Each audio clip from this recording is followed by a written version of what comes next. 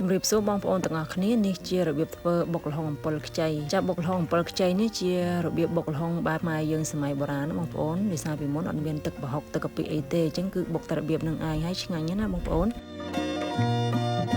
ចាដំបូងនេះខ្ញុំយកល្ហុងចាស់បងប្អូនល្ហុងចាស់វាចិត្តស្រគៀលហ្នឹងទៅសាច់វាឆ្ងាញ់ខ្ញុំយកកំបិតមកសាប់វាឲ្យល្អិតសិនមក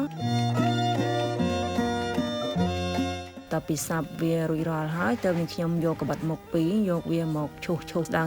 ស្មើគ្នាពេលដែលចាត់គឺចាត់ដាក់ត្រាំទឹកហ្នឹងគឺខ្ញុំដាក់ទឹកកកលាយដើម្បីឲ្យវាត្រជាក់ទៅធ្វើឲ្យសាច់ល្ហុងហ្នឹងវាស្រួយល្អហើយនឹងខ្ញុំត្រាំទឹករយៈពេលកន្លះម៉ោងសិនណាទើបស្រង់វាចេញឲ្យវាសម្រស់ទឹកទុកបុកចំណែកត្រីឆ្អើរនឹងខ្ញុំយកវាមកលីងទៅវាឈ្ងុយហើយត្រីឆ្អើរដែរជាប្រភេទត្រីអណ្ដែងឆ្អើរទៅសាច់ច្រើន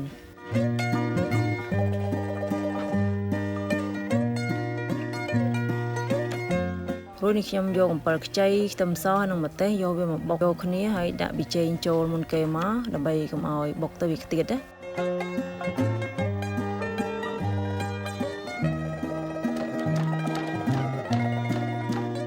ចាំបន្តពីបុកឲ្យខ្ទឹមសម្ទេសហើយនឹងអំពិលខ្ចីនេះវាបែកបានល្អសិនទៅនេះខ្ញុំដាក់ប្រហុកអាំងហើយនឹងស្ករត្នោតចូលហើយប្រហុកអាំងនេះខ្ញុំយកប្រហុកសាច់ទេបងប្អូនចំពោះស្ករបងប្អូនមិនមានស្ករត្នោតក៏អាចដាក់ស្ករសបានដែរ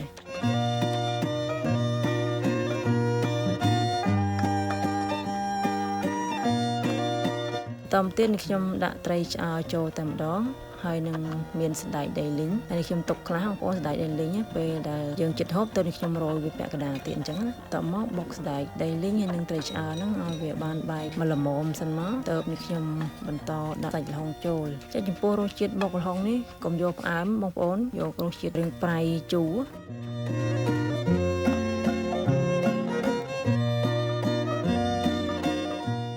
ចាប់ពេលដាក់ល្ហុងចូលហើយច្បល់វារហូតតតែសាច់ល្ហុងហ្នឹងវាចូលជាតិជាមួយនឹងគ្រឿងក្រៅសិនមកចាតែប៉ុណ្ណឹងរួចរាល់ណាបុកល្ហុងខ្មែរមួយមុខនេះពេលដែលហូបបងប្អូនអាចហូបផ្ទាប់ជាមួយលក់បន្លែស្រស់ផ្សេងមានដូចជាតកួនជីអីហ្នឹងណាបងប្អូនអាចដាក់តាមចំណង់ចំណូលចិត្តបានហើយនេះខ្ញុំរោយត្រីឆ្អើរហើយនឹងសណ្តែកដីលីងនៅសល់ហ្នឹងរោយពីលើអញ្ចឹងមកពេលដែលយើងខំប៉ះសណ្តែកដីហើយនឹងត្រីឆ្អើរហ្នឹងគឺថាវាឆ្ងាញ់មែនទែនវាឈ្ងុយ